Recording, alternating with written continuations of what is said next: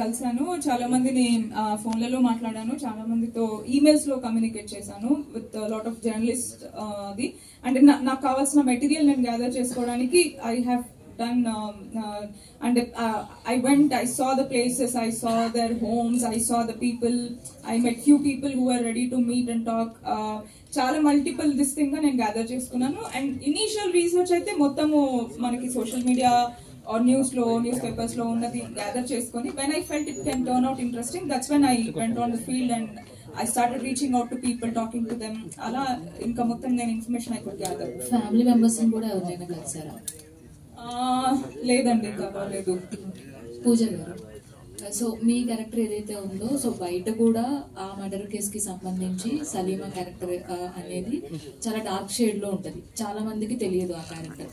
So తెలుసు కానీ in depth గా ఆ క్యారెక్టర్ అంటే జస్ట్ ఆ హత్య అయిన తర్వాత ఎవరు అనేది తెలుసుకున్నారు చాలా మంది. సో ఆ క్యారెక్టర్ చేసేటప్పుడు రిఫరెన్స్ మరి మీరు ఎలా తీసుకున్నారు? సో ఆ క్యారెక్టర్ కి ఎంత వరకు మీరు న్యాయం చేయగలిగారు? So actually, to the people who actually know, Vivekananda Reddy, they all know that this lady was there. They know a little bit about her for sure. And the entire whatever, like you're asking me, she had given a narration.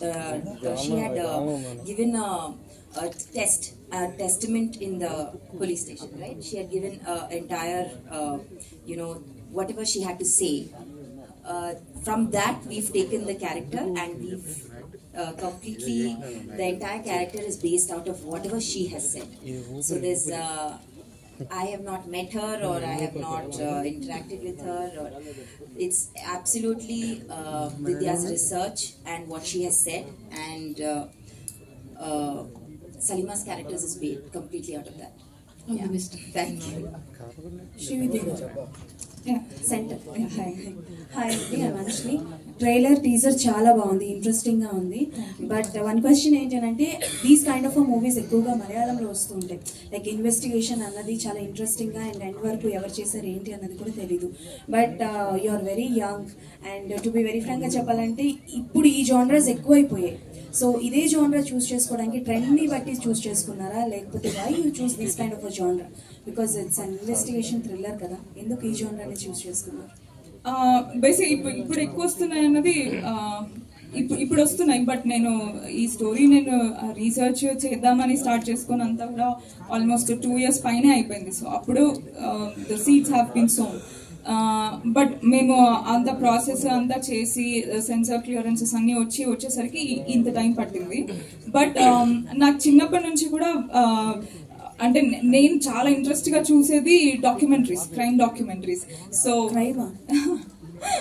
Crime documentaries and how the police crack serial killer or any Dahmer, ఇలాంటివి చాలా నాకు very interest తో చూస్తాను. So that's my favourite genre actually. Thriller as a whole is my favourite genre. So నా debut కూడా psychological thriller, this is an investigative thriller.